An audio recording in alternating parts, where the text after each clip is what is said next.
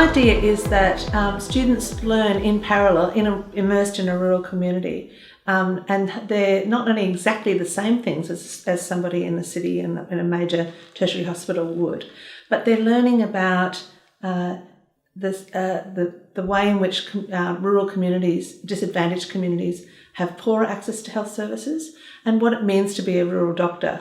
We've described it for many years as enabling them to develop a longitudinal view of patients' issues compared with, for example, at Flinders or any other tertiary hospital, a highly specialised snapshot of a patient that only might last a week or so and then they're gone.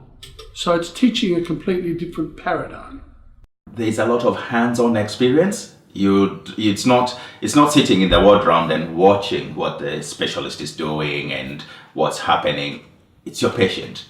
You've got to treat them. You take a history, you examine them, you make a decision on what their treatment is going to be. You go to the hospital, you admit them to the hospital. You've got to see them every day.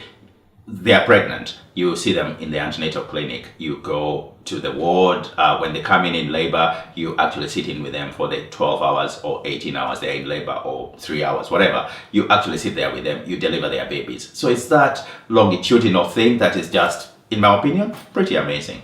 Straight away you're expected to be doing suturing and heaps of cannulas and even excisions and all the procedural stuff that you don't get to do as much, I think, in the larger hospitals. In each of the towns where the students are based, there's really supportive practices that they are part of.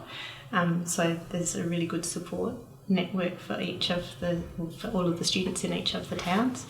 I think the Riverland's it's a beautiful area to live with, the river and the climate, and it's just an enjoyable place to be.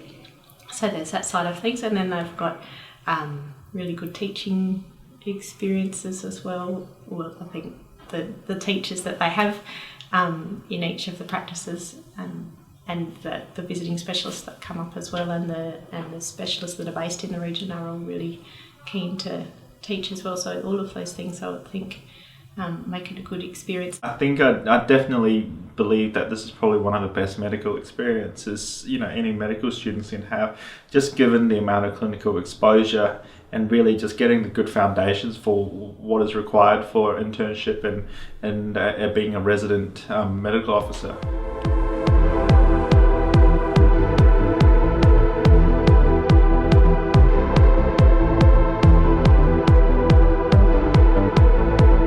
Welcome to the Riverland.